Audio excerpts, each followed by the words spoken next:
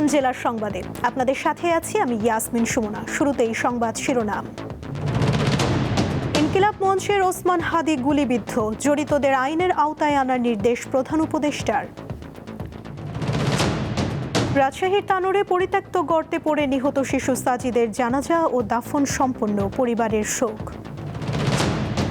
কোনো শক্তি আগামী জাতীয় সংসদ নির্বাচন বানচাল করতে পারবে না, শরীয়তপুরে বললেন প্রেস সচিব।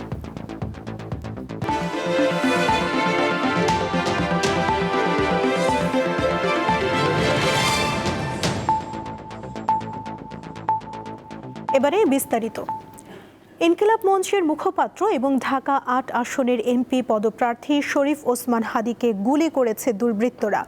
আশঙ্কাজনক অবস্থায় উদ্ধার করে তাকে ঢাকা মেডিকেল কলেজ হাসপাতালে জরুরি বিভাগে নেওয়া হয়েছে। দুপুর 2:15টার দিকে বিজয়নগর পানির ট্যাঙ্কের সামনে এই ঘটনা ঘটে।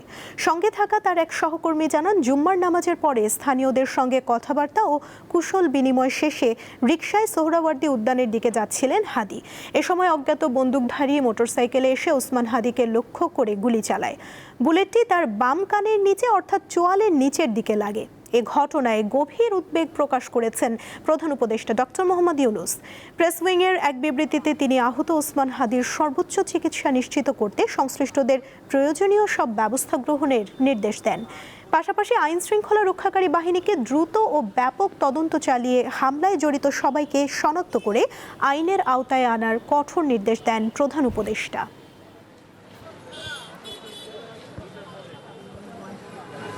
এখানে দুইজন মোটরসাইকেল আরোহী ঠিক আনুমানিক সময় 2:21 সময় আরোহী এখানে একজন ব্যক্তিকে গুলি করেছে। উনি রিস্কায় ছিলেন। পরবর্তীতে রক্তাক্ত অবস্থায় আমরা আয়েশা দেখেছি। ওসমান হাদি, যিনি ইনকিলাব মঞ্চের সাথে গুরুত্বপূর্ণ দায়িত্বে আছেন, আমরা যখন জানতে পারলাম যে উনি গুলিবিদ্ধ হয়েছেন, সাথে সাথে আমাদের যে টিমগুলো আমরা মোবিলাইজ করেছি, আমাদের টিমগুলো এখানে এসেছে এবং কাজ করছে। এই মুহূর্তে আরো খবর জানাতে ঢাকা মেডিকেল কলেজ হাসপাতাল থেকে সরাসরি যোগ দিচ্ছেন আমাদের সহকর্মী জহিরুল মোহসান। মোহসান, ওসমান হাদির বিষয়ে সবশেষ কি তথ্য রয়েছে আপনার কাছে? আমাদের বিস্তারিত জানাবেন।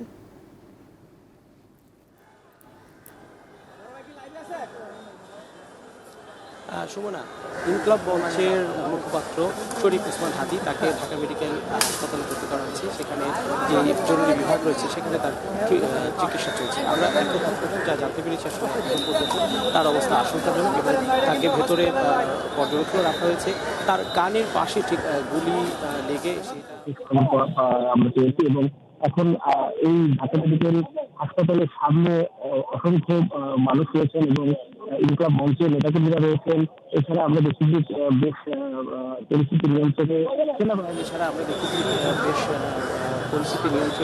সেনাবাহিনী এখানে মোতায়েন করা হয়েছে। আমরা দেখছি যে বিভিন্ন রাজনৈতিক দলের নেতাকর্মীরা একে একে কিন্তু ওসমান হাদির শারীরিক খবর নিতে আসলে ঢাকা মেডিকেলে আসছেন এবং তারা তার শারীরিক খোঁজ খবর নিচ্ছেন। কিছুক্ষণ আগেই জামাতে ইসলামের আমির শফিকুর রহমান তিনি এসেছিলেন এবং এরপরে আসলে এনসিপির আহ্বায়ক নাহিদ ইসলাম আমরা দেখেছি তিনি এসেছেন।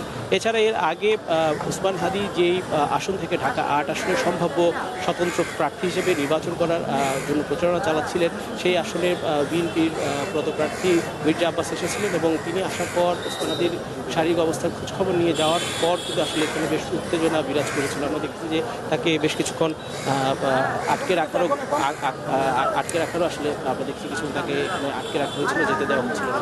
পরবর্তীতে অবশ্য তিনি ঢাকা মেডিকেল ত্যাগ করেন। এরপর আমরা দেখেছি যে জামাত ইসলামের আমির শফিকুর রহমান কিছুক্ষণ আগে প্রায় 15 মিনিট আগে তিনি আসলে হাসপাতাল প্রবেশ করেছেন এবং সেখানে তিনি এখনও ভিতরে রয়েছেন এবং নাহিদ ইসলাম তিনিও আসলে এখনও ভিতরে রয়েছেন। আমরা যতটুকু জানতে পেরেছি যে জুমা নামাজ পড়ার পর মতিঝিল থেকে বিজয়নগর কালভার্ট রোডের সেই রোড দিয়ে রিকশায় করে আসলে যাচ্ছিলেন ওসমান হাদি। সে সময় আসলে তাকে দুইটি মোটরসাইকেলে করে তাকে গুলি করা হয় এবং এরপর এরপরে আসলে তাকে তার সাথে যারা নেতাকর্মী ছিলেন এবং তার সাথে যে নেতাকর্মীরা ছিলেন এবং তারা আসলে তাকে ধরে নিয়ে হাসপাতালে নিয়ে আসে এবং হাসপাতালে নিয়ে আসার পরে আসলে জরুরি বিভাগে তার চিকিৎসা শুরু হয় এবং এরপর থেকে তিনি এখানে চিকিৎসাধীন রয়েছেন এবং তার শারীরিক অবস্থা এখনও আশঙ্কাজনকই আসলে জানা যাচ্ছে। ওসমান হাদির যেই দল রয়েছে ইনকলাব মঞ্চ এটার নেতাকর্মীরা আসলে এখানে প্রশাসন এবং বিভিন্ন রাজনৈতিক দলের নেতাকর্মীরাও কিন্তু আসলে ঢাকা মেডিকেলে সুমনা। মোহসান, ধন্যবাদ আপনাকে। এদিকে ঘটনাস্থলে রয়েছেন আমাদের আরেক সহকর্মী স্বস্তিকা সিংহ, সরাসরি যোগ দিচ্ছেন তিনি। স্বস্তিকা, ওসমান হাদির গুলির ঘটনার পর ওই এলাকার সার্বিক পরিস্থিতি কেমন দেখছেন? সুমনা, ঠিক বাইতুল সালেহে জামে মসজিদ, বিজয়নগর মানিক ট্যাঙ্কির ঠিক এখানেই যে মসজিদটি রয়েছে, সেই মসজিদের এই সামনেই কিন্তু ইনকিলাব মঞ্চের মুখপাত্র ওসমান হাদি গুলিবিদ্ধ হয় এবং তার ঘটনার পরপরই আমি যদি একটু দেখানোর চেষ্টা করি, ঘটনার পরপরই কিন্তু আইন শৃঙ্খলা বাহিনী, প্রশাসন সব পুরো জায়গাটিকে কিন্তু তারা ক্রাইমের যে সিনের জায়গাটি প্রশাসন, আইন শৃঙ্খলা বাহিনী সাধারণত ঘিরে রাখে, ঠিক সেইভাবেই কিন্তু ঘিরে রাখা হয়েছে।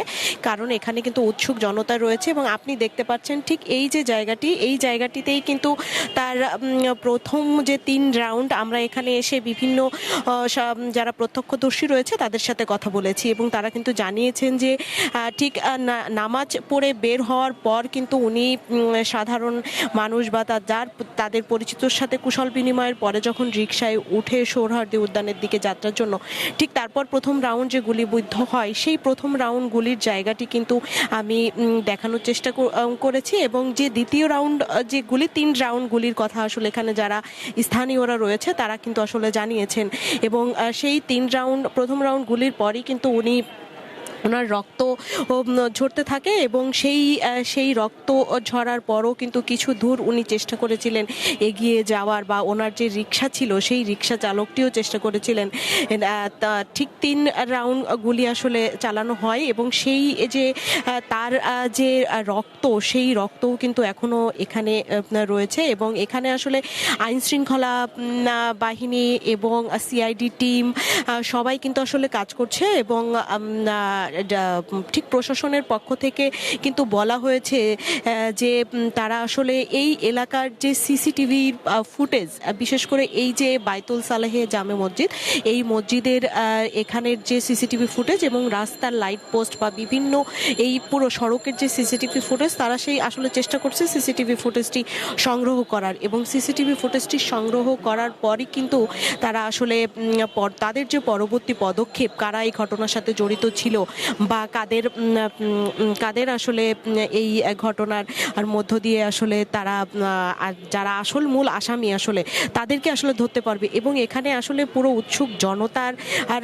যেমন আইন শৃঙ্খলা বাহিনীর সদস্যদের ভিড় রয়েছে তেমনি কিন্তু পুরো এলাকায় কিন্তু যারা উৎসুক জনতা রয়েছে বা বিভিন্ন এলাকাবাসী রয়েছে তারা কিন্তু পুরো এই যে জায়গাটি, এই জায়গাটি কিন্তু ঘিরে রেখেছে, যার কারণে কিন্তু আইন শৃঙ্খলা বাহিনীর সদস্য যারা রয়েছে বা সিআইডি টিমের সদস্য যারা রয়েছে তাদের একটু কাজের ক্ষেত্রে একটু বিঘ্ন হলেও তারা কিন্তু আসলে চেষ্টা করছেন যে যত দ্রুত সম্ভব যে এই ঘটনার সাথে যারা যুক্ত রয়েছে তাদেরকে যত দ্রুত সম্ভব গ্রেপ্তার করার জন্য, যার কারণেই কিন্তু এখানে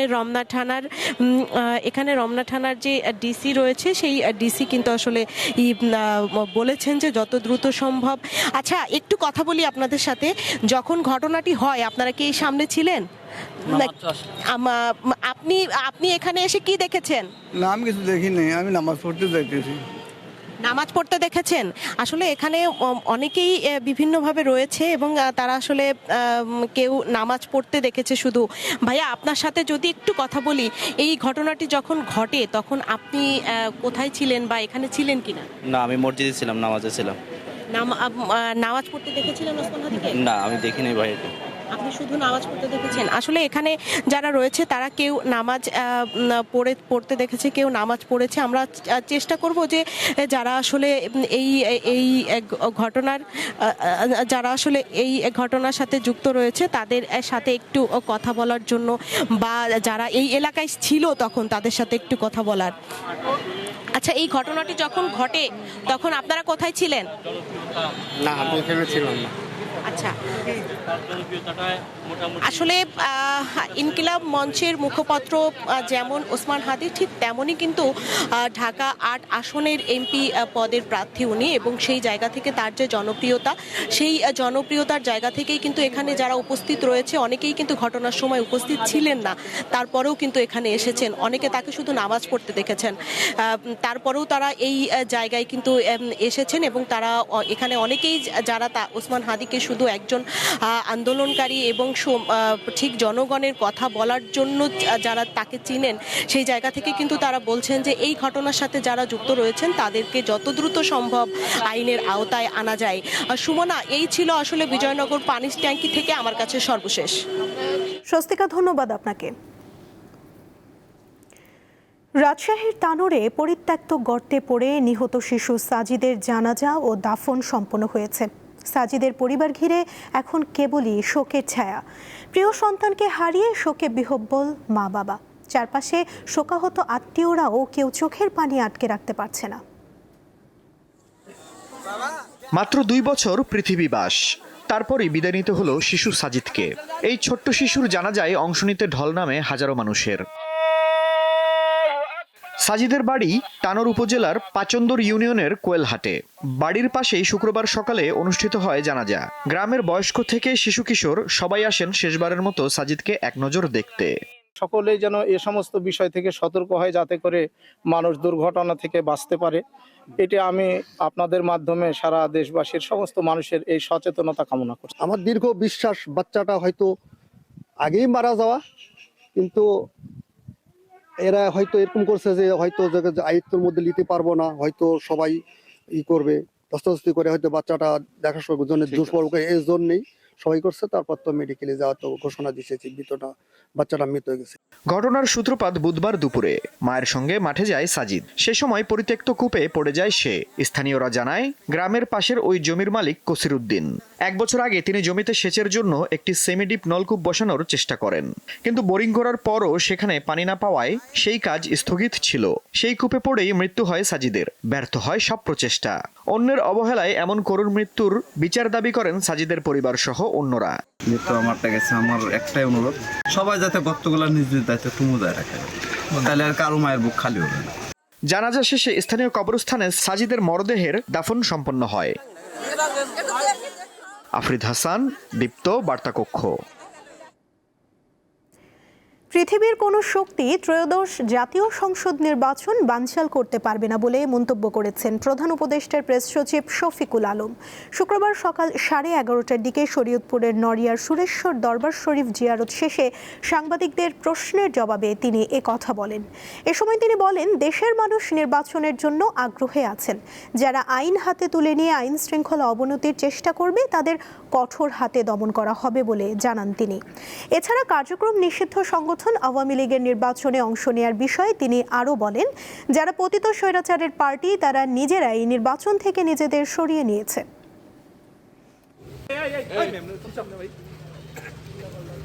বাংলাদেশের মানুষ নির্বাচনের জন্য খুব অধীর আগ্রহে আছে। ইনশাল্লাহ পৃথিবীর কোনো শক্তি নাই এই নির্বাচনকে ডিসরাপ্ট করার মতো, কোনো শক্তি নাই। স্বৈরাচারের 15.5 বছর একটা ভালো ইলেকশন পায়নি, তো মানুষ একটা ভালো ইলেকশন চায়, তো সেই জন্য সবাই ওয়েট করছে। আর যারা পতিত স্বৈরাচারের যে পার্টি তারাই নিজেদেরকে নির্বাচন থেকে আউট করে দিয়েছে। এবারে কেওয়াই স্টিল চট্টগ্রাম সংবাদ।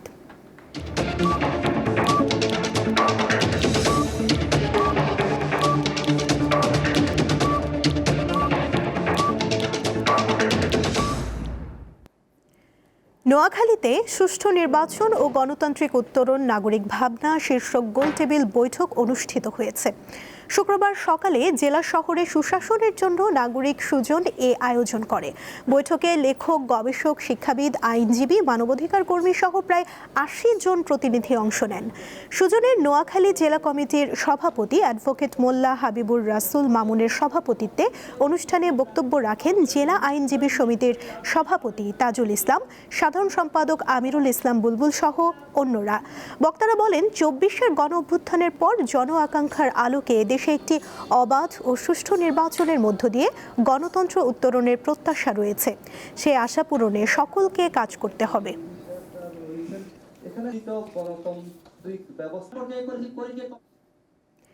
সাভারের বিরুলিয়ায় 11 বছর বয়সী এক শিশুকে ধর্ষণ মামলায় অভিযুক্ত হাফিজ আলীকে গ্রেফতার করেছে পুলিশ।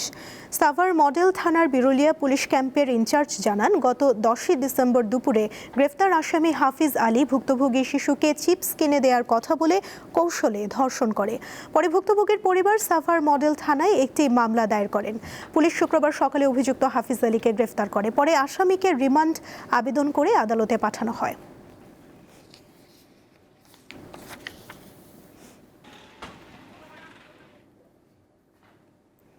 জেলার সংবাদ শেষ করার আগে শিরোনামগুলো জানিয়ে দিচ্ছি আরও একবার। ইনকিলাব মঞ্চের ওসমান হাদি গুলিবিদ্ধ, জড়িতদের আইনের আওতায় আনার নির্দেশ প্রধান উপদেষ্টার।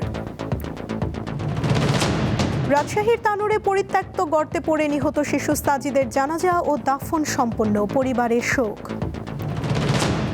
কোনো শক্তি আগামী জাতীয় সংসদ নির্বাচন বানচাল করতে পারবে না, শরীয়তপুরে বললেন প্রেস সচিব।